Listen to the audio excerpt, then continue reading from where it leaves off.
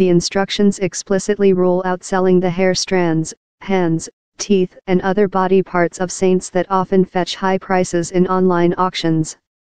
They also prohibit the use of relics in sacrilegious rituals and warn that the Church may have to obtain consent from surviving family members before unearthing the remains of candidates for sainthood. Sheen's niece went to court to force the Archdiocese of New York to transfer Sheen's body from under the altar of St. Patrick's Cathedral to Peoria, Illinois, where Sheen was born, ordained a priest, and where his sainthood cause has been launched by Peoria's bishop. Monsignor Robert Sarno of the Vatican's Congregation for the Causes of Saints said it's impossible to know what difficulties could complicate a saint-making case or whether the new guidelines might have helped avoid the legal battle over Sheen.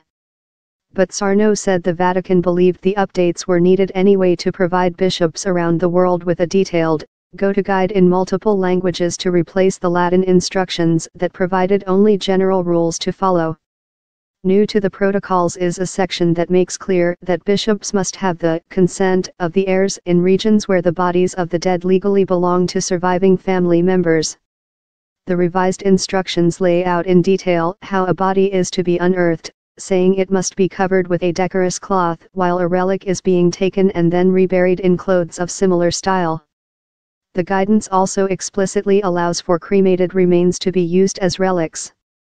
For most of its 2,000-year history, the Catholic Church only permitted burial, arguing that it best expressed the Christian hope for resurrection.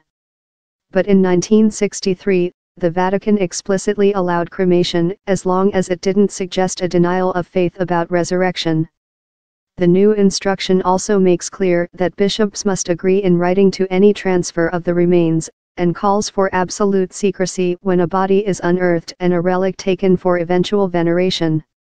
The document repeats Church teaching that relics from candidates for sainthood can only be venerated publicly once they have been beatified, the first step to possible sainthood.